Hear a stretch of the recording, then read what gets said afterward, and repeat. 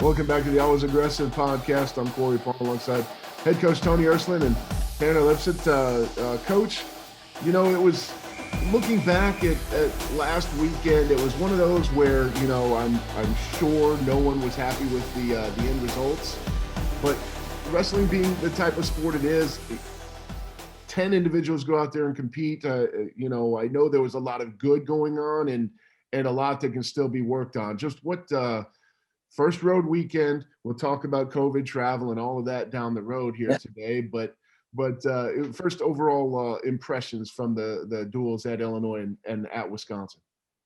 Yeah, you know, I come out, you know, on the weekend, you're disappointed, right? Because you had a chance to win both of those dual meets, okay? And as much as we talk about the process and just being in the moment, right? Like just performing. When you come up, you know, one match short basically in each duel, it leaves a really bitter taste in your mouth. So obviously disappointed from a team results standpoint on the weekend, okay? And then it just kind of points to details matter, you know, the details. And it's good and bad. You know, I was talking to the team the other day, okay, you know, we're an eyelash away. We have the lead in, you know, Illinois, right? Going into the final match and come up a little short, and obviously had a match. And it's not just one match. So I don't want to point this on, I don't want anybody to take it like I'm putting this on any one guy, right? But you look at Devin Schroeder's match, right? In particular, you know, he's expected to win. He's ahead in the match. He's in his strongest position, and he gets hipped over, you know, like rolled and hipped over and pinned. And that's the difference in the duel as well. So, you know, it's twofold. Okay. One, we're right there. Okay. No need to panic. No, you know, I mean, yeah, this hurts. But at the same time, you know, we can't ignore some of the details that beat us, you know, riding time. You know, it was a match difference at Illinois. Devin, you know, getting a little sloppy on top, getting his elbow a little too deep where the guy could roll him. You know, those little details are the things that we've got to really dial in. And so maybe it's a good thing when you come up short because you're forced to really examine these things. You know, if we'd come out of this, you know, with two nice wins, you know, we're 3-0, and maybe we don't really look at some of these little details that are going to be the difference maker for us in March. So yeah, it hurts, and it still stings, but I was really happy yesterday with the response the kids gave. They're not happy, you know, their expectations are high. So overall, you know, we got to be better with some of these little things that are going to make the difference against good competition. Tony, you talked about, you know, obviously we had some good things. What were some of those? Who were some of the guys from the weekend that you were happy with and, you know, stood out to you? Well, I think you look at Max Lyon coming back in the lineup, getting a really big win. And, you know, we've alluded to this, but Max came in on limited training, right, and found out a way to gut out a match where he wasn't as prepared as he will be, right, because he hasn't had the regular training that we would want. But, man, he gutted out a really tough win against a quality opponent on Friday night. You know, you could tell, you know, he kind of lost a scramble position on Sunday, but Max catapulting himself into a top 10 ranking this week in some polls, coming back on limited training, I think was very much, you know, a positive. True freshman Garrett Nienhouse finding a way, going 2-0 in his debut, you know, was a very positive thing, you know, so those things are good. Parker Filius, you know, had a tougher outing on Friday night, but rebounded, had a very strong performance, you know, getting into the groove on Sunday, you know, almost had a tech fall. So very much some positives there that we can take. We're getting closer, right? Like our lineup is getting closer to being solidified. It's not there yet by any means. You know, I'll tell people that you're still going to see some different people in and out of the lineup. And so, you know, when I look at that, you know, we're a little short, especially against a team like Illinois, who was, I don't know, are they 7 or 10 maybe? And we're right there, and we're gonna get our kids back in and be right ourselves come March. You know, I'm excited about where we're going, but we can't ignore that situational wrestling hurt us this weekend, and it nipped us in the butt. So we're gonna really focus on those situations here in the future. You bring up Garrett Nienhouse, and think he's a really interesting kid to talk about, just from the standpoint of being a true freshman, being obviously very, very talented, and yet every day is a learning process for him. He is, he's doing all of this for the first time. And, he's learning how to, this is a kid who wrestled the last 2 years of high school at 170 and 182. And he's wrestling down at 165 for us. This kid hasn't cut weight since he was, God knows how. He may never have cut weight before. You probably know better than me. And so he's experiencing that for the first time. Big Ten level competition for the first time. And then we're going to throw in the added wrinkle of COVID and all the different ways that we're doing everything. How as a coach, and we'll just use Garrett as an example, because obviously there's lots of kids that are going through this across the country. Like, what is it like from a coaching perspective to look at a kid who's learning so much constantly and having to work through those situations with him?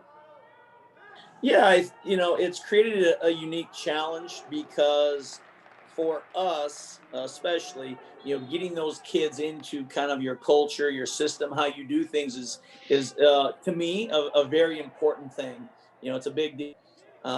And we were denied some of those opportunities. It was an off and on kind of deal this summer, right? We weren't in our own building. We're training at alternate sites. We had pauses this fall. So all of that, you don't get some of that consistency, that you want early on. And so, but we're having it now. So really, you're learning on the fly, right? And I've been very happy with the progress he's shown. It's still going to be, a learning process for all of these young men. But I think, it contributed to, maybe not having them where I wanted to right away. It doesn't mean they can't have success, but you want them on, here's how we do things every day. Here's what's expected, from getting up in the morning and training, to how many hours of sleep you're going to need, to what the nutrition plan needs to look like, to when you're carving out your study time, being in class, right, which is not necessarily a thing as much. So it's been very different. And so now I'm just happy, though, we're traveling and you're seeing these guys, daily, and you're in tune with what's going on with them. And I think it's just a more comfortable and normal situation for all of us, where it's going to be, easier to kind of navigate it and have the consistency you want. As a result of some of those things, how steep can the curve be? Like, how good can he get? How fast? A kid like Garrett, not necessarily Garrett specifically, but like, what kind of opportunity does that present for a kid like him? Well, I think everybody has seen, that we have good young kids, right? They did a great job in week one, for us. And so I think, their opportunities to accelerate are bigger, because they're not close to their potential yet, right? I mean, if you think about where a young man is when he comes in as a true freshman and where he leaves as a fifth year senior, let's say, right? Those fifth year seniors are closer, right, to their potential, right? The gains they can make may be smaller, just depending on how long they've been in and what they've been able to do, training wise. So, I look at these young men as they have tremendous upside, and they're just figuring out what that can be, in terms of how you got to do things every day, because they've all had success, right? I mean, a lot of these young guys that have come into college, they've all had success. That's why they're here. They know they can wrestle, but adjusting to the demands and the, what needs to be done is usually the hard part, right? And they're able to kind of get a better handle on that, in my opinion, now, because there's more consistency day in and day out to what we're doing. Two other guys who are keeping it going. Kendall Coleman improved to 3-0 with 2 solid wins. Thomas Pinola improved to 3-0 with two solid wins. Just sophomores, but are definitely providing some veteran-like kind of anchors, kind of in the middle and at the top of the lineup. What kind of progress are those two showing as they get into the meat of the schedule? Yeah, I think particularly Kendall, showed really good progress from match 1 to 2 and 3, right? If you kind of watch, he was a little, maybe, I don't know if sluggish is the word, but, maybe a little rusty, you know what I mean, in his approach in that match. And he looked much more comfortable and had a nice kind of jump in both in terms of his execution and even the pace of the match. Okay. So I thought he really made a jump. And that's not to say, Thomas isn't sharp. I just think, Thomas, his 3 matches have all looked very similar, in terms of consistency and what you're seeing. So, but no, very happy with where those guys are at. And honestly, too, if you talk about a lot of these guys, like Devin Schroeder, that was a situational mistake. He's showing what we need. He's going to be fine. Devin's going to be fine. He's going to clean up that little mistake that cost him, where he ended up in the headlock and was pinned. He'll fix that. He's been very consistent. So I'm happy with kind of our leadership from our veteran guys, but they're automatically just going to sharpen, right? They're going to sharpen from a mental standpoint, from a shape standpoint, just from making weight these next few weeks as we go as well. So I know we're going to be in a better place, but it's about ironing out those details. But now, to your point, Kendall and Tom have been great in terms of being the steady eddies, in competing. One other thing that we saw more of this weekend, as opposed to the opening weekend, we're starting to see more of the extra matches, and so you're getting to see some kids compete that you wouldn't normally get to see.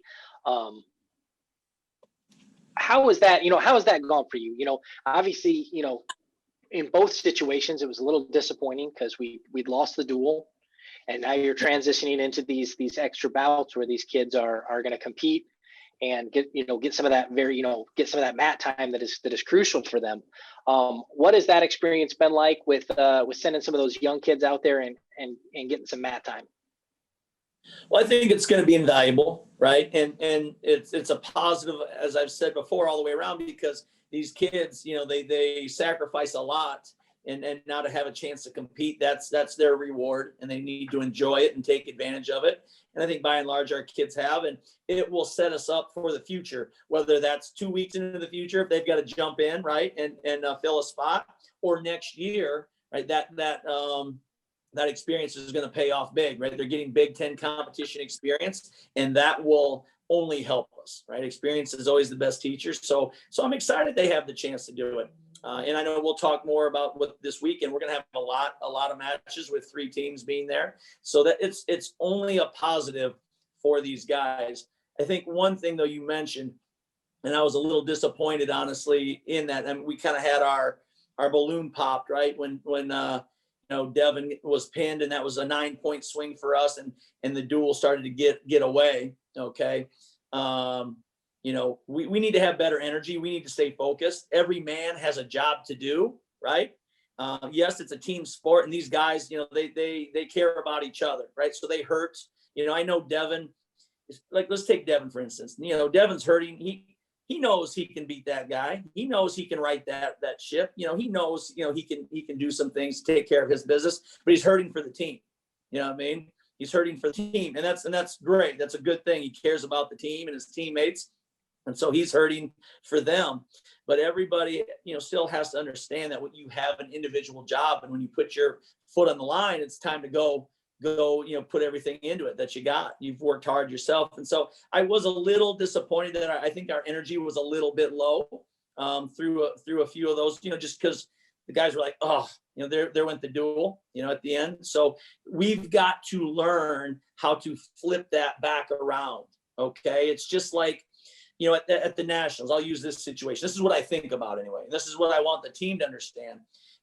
You may just have had your heart ripped out, and you lost in let's say the semifinals, right? And that dream of winning the national championship just went out the window.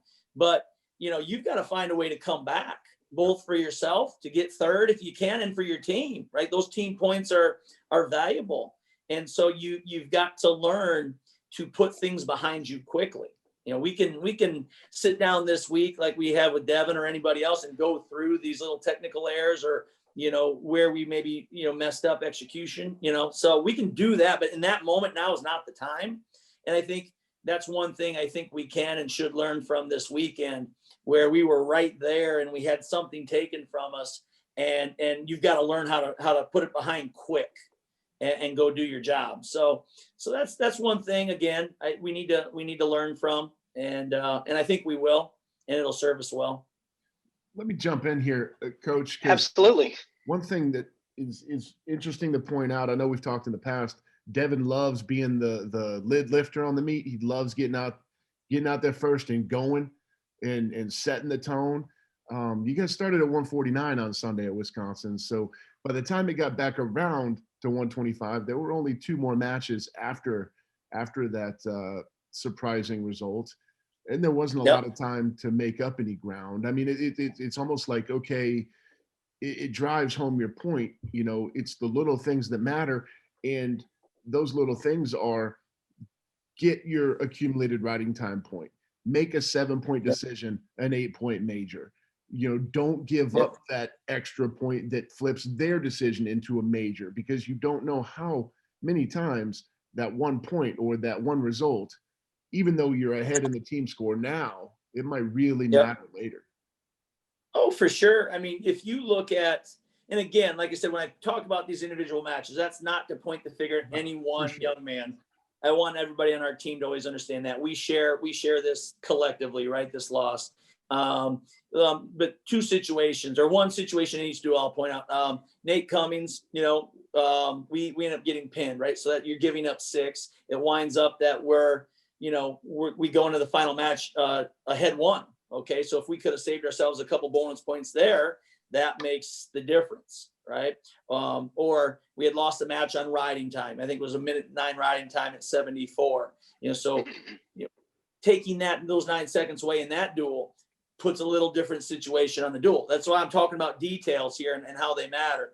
We'll talk about guys who won. Kendall Coleman had a major and was taken down late to lose the major. Garrett Nienhouse had a major, was taken down late to lose the major. Okay. And you want to close those matches out the right way. You don't want to let that, that takedown get away from you. You want to finish the match, and put an exclamation, point on it. So those are things that we're talking about. Ultimately, you don't know how it's going to affect the duel. So you got to do what you can. And don't assume anything. So those are, like I said, we're talking about details, and I just use them as examples that we can and should learn from. Every point's important, and your job is to do the best you can in that moment. If a major's in reach, get the major. If a tech's in reach, get a tech. If in the moment, you're down at the very end and you can't get the win, but you can save yourself, your team a point or 2, that's your job, okay? And that's dual meet wrestling. And those are important things. So those are things I think we all got to understand. Every point is important. Every point is important. And you got to have that sense of urgency when you're competing. It's not panic, but you got to have that sense of urgency that this 10 seconds is really important to the dual meet and to me. And we've got to wrestle that way. And the other thing to tack onto that, Tony, is you talk about the importance of team points and so on and so forth. But, speaking specifically about Sunday, those little moments can be very deflating or inflating for a team. You know what I mean? In the situation, like you said, with Kendall and Garrett, they won the matches. Absolutely great. Put 3 points on the board. Could have been 4. And, when Wisconsin gets that late takedown, it lifts their bench. Even though their guy lost, he prevented the major. There's that momentum factor that can swing into the match that can really affect, it affects the bench. It affects the attitude of the coaching staff. It affects the attitude of the wrestlers. And that stuff can, little things here and there in the duel can really add up and sway some results. But that's why what we just were talking about, fight, is why that's so important, right? There's a difference between, giving up easy points and kind of, not taking the fight to the opponent and finishing the match that we all appreciate, right? There's a difference in that. You may lose a match But if your fight was good, you went out and you stuck your nose in there and you went after guys and you battled, okay, and you come up a little short, okay, that's a different thing than, hey, getting, soft, we'll say at the end and giving up unnecessary points, right? So that's where, I tell guys, there's going to be wins and losses here, right? And it can't just be, an end result oriented thing here, right? We can't be about that. It's got to be about the performance and how did you perform, because you can wrestle terrible and eke out a 1-point win. You know what I mean? And you shouldn't sit there and, console yourself because I won. You should examine what happened and how I can fix this and improve my performance. And you can wrestle pretty tough. And, one little mistake hurts you and you lose the match. Okay. Does that mean it was worthless? No. Let's fix this one little thing, right? And get better. And so I just want the guys to understand there's a difference, you know what I mean? And how you help your team there. And a lot of it comes down to fight and focus. Okay. Because guys see that. And as you said, it can affect the bench. I don't want it to, right? Like let's put that out there. I want to make sure everybody understands that you should be strong right here to not let a result right before you walk out affect anybody, right? That's, everybody's got your own job and it's still in your hands, right? It's still going to be in your hands. So we don't want to let it sway us one way or the other, but just be aware, hey, how you approach this match and how you represent the team can help your team, so. A couple of those young guys, we had a couple guys get some fun wins this weekend. Your boy McFlippy, McCartney Parkinson is quickly. We're having a lot of fun with him on the road. He went out at Illinois, had a 47-second pin. If you blinked, you missed it. Yep. And then Trey Crucy came back after a close loss on Friday and got his first career win on Sunday, getting a fall as well up at Wisconsin. Yep. No, I talked about them, not those guys specifically, I guess, but our young guys. I like our young group. There's a lot to be excited about there. They are progressing, right? And what I like the most is, in general, their mat demeanor seems to be really good. It's what I call mat demeanor. When they're out there, they look relaxed, but still focused, very workmanlike in how they're approaching things. And so overall, a lot of positives. And as you said, McFlippy, as we call him, it's kind of been the fun, nickname we've discovered, but you like to see a guy go out and just hit his positions with authority. And that's what I'm enjoying about that. And even Trey seems to become, more aggressive with his attacks. You can see him where, his first match or so was maybe a little more tentative or unsure. And now he's getting out and attacking to his tie and pulling the trigger on his shots. And that's a positive thing, because that's what you want. And that leads to your performing at the level you're capable of, and these guys, it's a process. I mean, if you look at Cooper Norrie, okay, looked very solid in his first matches, wasn't really happy with Coop. On Sunday, playing with his headgear, stood up once while the guy was shooting and gave up a takedown. Again, those are the little details that we're talking about. And I love where Cooper's at. He's got some skills. I got a lot of, excitement for his future. He's got some stuff, and I really believe that he can do some things, but he's got to learn, man, stay down in your stance, maintain good position, because if you don't, people are going to take advantage of that. You can't have those little gaps in your matches. So I point that out just because it is a learning process for these kids, and we're seeing some really exciting things. At the same time, they've got, they got to tighten up on a few things as well. Moving on kind of to this weekend, where, we had 2 matches last weekend. We're going to have 2 matches this weekend. Difference is this weekend, they're both in the same place. We get our first tri-duel. We're going to head out to Rutgers. We're going to have Minnesota at 10 a.m. at the Rack, and we will have the Scarlet Knights at noon. Going to be a lot of wrestling, going to be a whirlwind trip. But should be 2 really good duels. Yeah. I mean, it's Big Ten wrestling, right? So we know there's going to be quality competition, and we'll have to be ready. Like I think I had mentioned it earlier, I was really,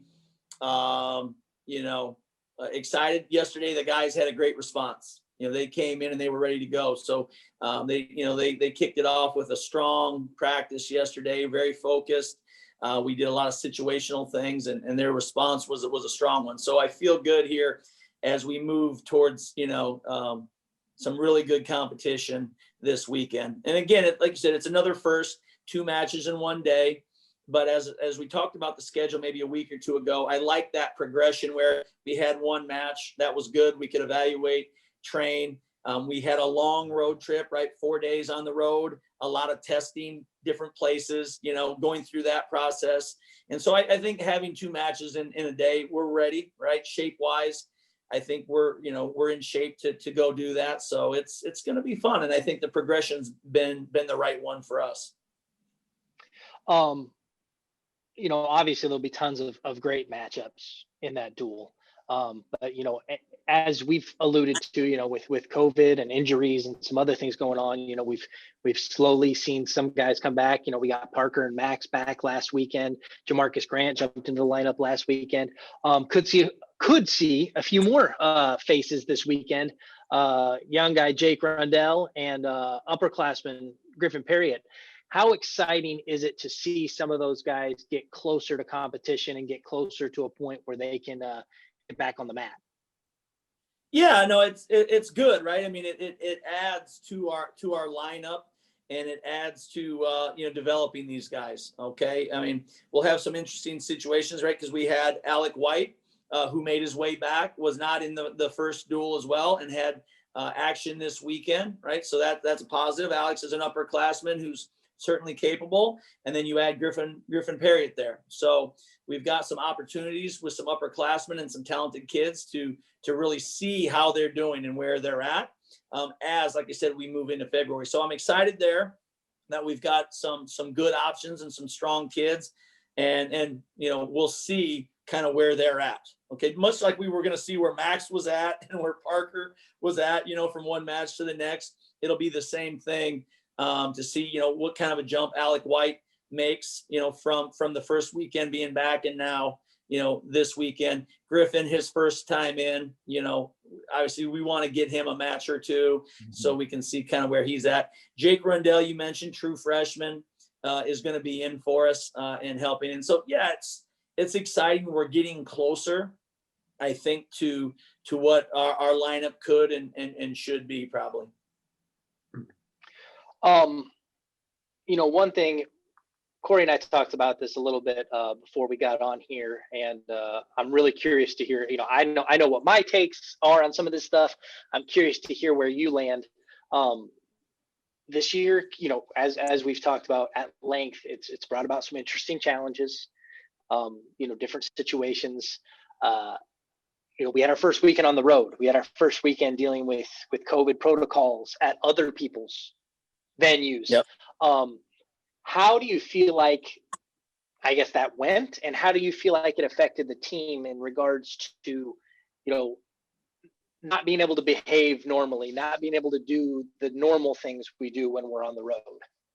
Yeah, that was one of the things. We're disappointed in the dual losses. Okay, that I get that, but one of the positives that I talked to the team about is what we are doing is working. We got through 4 days, on the road, and had all negative COVID tests. And you're tested a lot, right? Like we were tested multiple times while we're on the road, and everyone's was negative, and everybody got through and competed. And so very appreciative that the kids seem to be doing the right things, and our staff, and we are able to compete. So it's working, right? That's, first of all, it's working. So we will get better, and we will figure out, where we were a little short in turning these matches around, at Big Tens. But I'm excited by, hey, we're competing and it is working. The protocols and the testing, that part is a positive because it is working. We've seen other places have been shut down and they're not competing. We so far, knock on wood, are able to do that. So I am excited that so far has been good. as far as testing at each individual institution, I thought it was good. They were efficient. We were in, we were out, with minimal time. At Illinois, you test, and then we'd sit on the bus for a bit, get released, and then go do our thing. At Wisconsin, it was a locker room situation where we could go test, hang in the locker room, and then go. So from that standpoint, I thought it was efficient, and it went probably as smooth as it could go, right? Like no positives, no, tests where you're like, okay, we got to test them again, PCR. That all was very good. I think from a routine standpoint, right? We'll continue to refine our routine because it was the first time on the road. And so you do have to adjust, like, okay, we're not going to warm up in the wrestling room the day of. Weigh-ins could be different places from where you're at. So that there will be some adjustments, I think, from our standpoint. I do think our kids did a good job, though, of not letting it really affect them. I didn't notice, they may have had thoughts about it, but nobody was voicing them out loud, or, so I was happy with, overall the approach to the weekend. It's just, as I said, we got to clean up. It was more about, we got to clean up some mistakes in situations. Yeah, I agree with you. I thought the kids did a great job. I thought they were pretty resilient as far as like dealing with certain situations that came up just because, I find myself, we hosted the first weekend and then we went on the road. And so I found myself seeing situations where like, we can't do it like normal. And so everybody's just trying to do the best they can.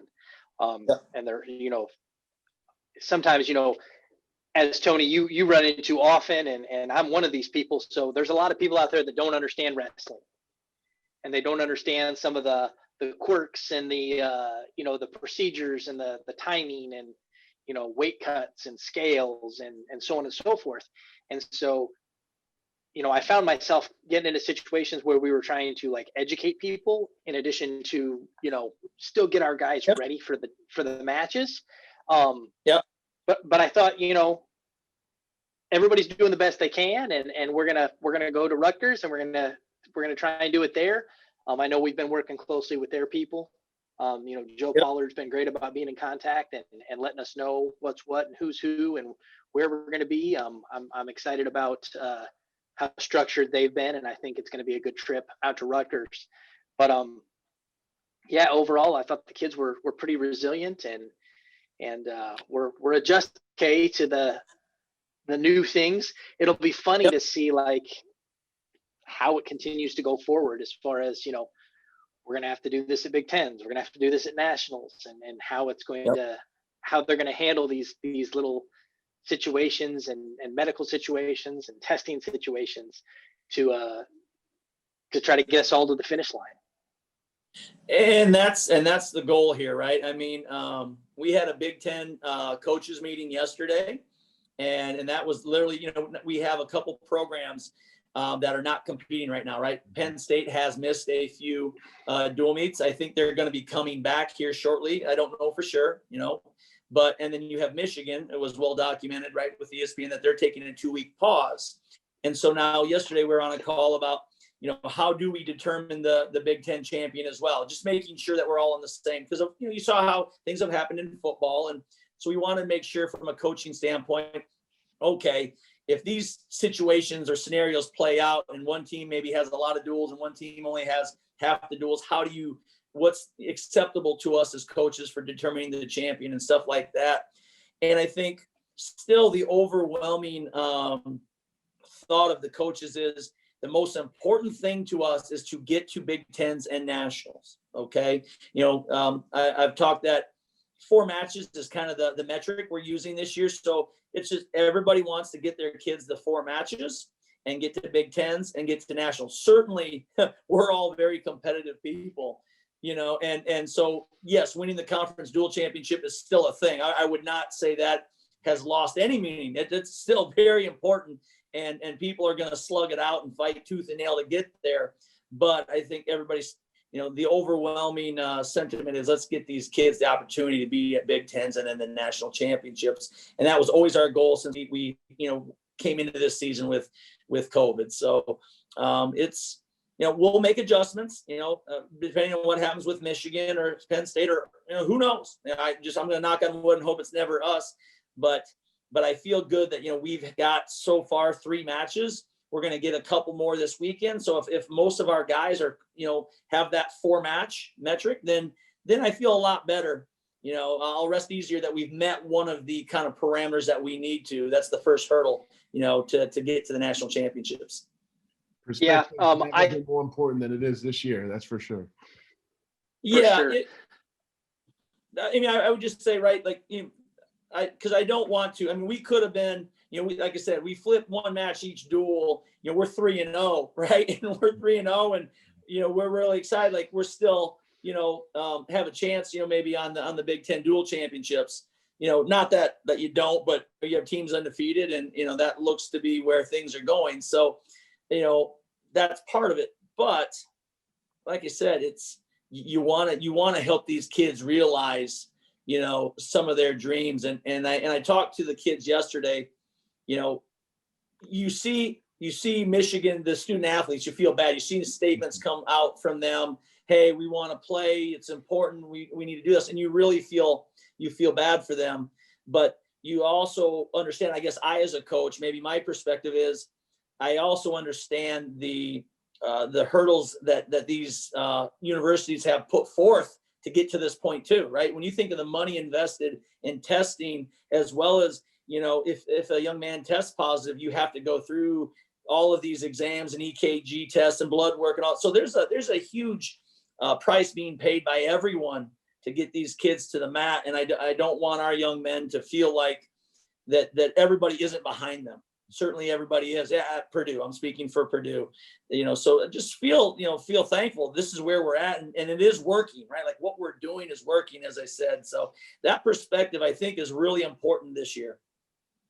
Yeah, I agree with that, Tony. And I also wanted to add that, I think both, the Big Ten, our guy, AJ Eads, and, the collective Big Ten coaches, like the way you guys are collectively working together to make this work and to accommodate each other and to, to push for that end goal, to push for that, like you said, everybody's goal. Let's get to the finish line. Let's get to Big Tens. Let's get to NCAAs.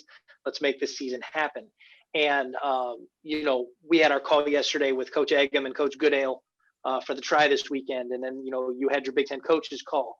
And the way that the collective, the coaches from all these institutions are working together to help each other to get to that goal has just been really impressive, in my opinion. And the way you guys have been accommodating, I definitely think that's worth mentioning and appreciating. There's no doubt. I was very appreciative of, Coach Goodale, as the host school, talked about, hey, what do you guys need? We want to help accommodate you guys with extra matches or this or that. And so that, it is, that's great. As you said, this is a year where we all need to work together for the sport, because, we know what the end goal is. And so that has been a very much a positive thing. Now we're still everybody's going to show up on Sunday and try to, kick each other's tails. But no, I'm really appreciative, as you said, of kind of the attitude that as a group of coaches that we've taken it to kind of make this work this year. That's great. Corey, I don't know that I have a whole lot else in regards to this week. I've got a whole bunch of X's through all of our topics here, so I think we're good. It's cool to see wrestling continue to happen across the country. I know Tony was saying we on the way out, the state championships for the women out in Iowa was happening at the high school level. Yeah. We're continuing to follow a lot of our recruits that are getting to compete all over the country. Some states are hitting pauses, some states are going forward.